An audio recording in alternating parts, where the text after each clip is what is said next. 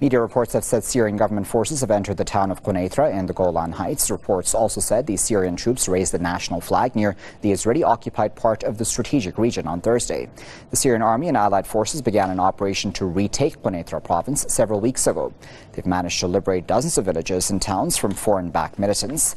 The Syrian government is in full control of the Golan Heights along the entire frontier with Jordan. Joining us live now from Damascus is Press TV's correspondent, Muhammad Ali. Muhammad, tell us a bit more about these advances in Quneitra.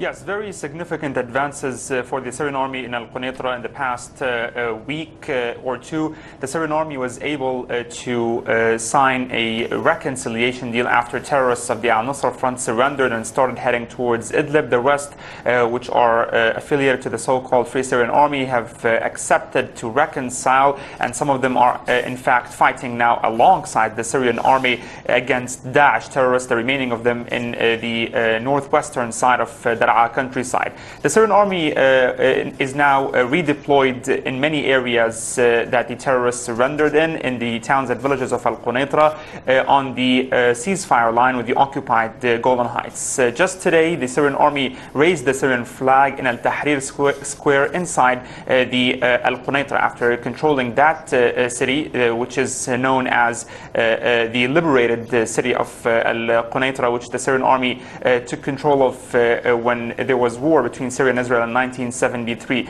So this is why it has a symbolic meaning for both the Syrian army and the people there. The Syrian flag was raised with the presence of a large number of people, the locals, the residents of Quneitra, and Syrian army commanders over there. The importance of securing that city and that area in particular is that the Syrian army has said time and again during the war that the Israeli side has been providing logistic and medical support to the terrorists over there on that ceasefire line, and using the Quneitra crossing, the main crossing near that liberated city of Quneitra, for supporting the terrorists. Now, by securing that border crossing and also securing the Jordanian borders and Nasib border crossing with Jordan, the Syrian army is actually closing the gateways that terrorists used for years for infiltration and weapons smuggling, meaning that the army is now much more capable of defeating terrorists in that area after closing those gateways. And now Daesh is under almost a full siege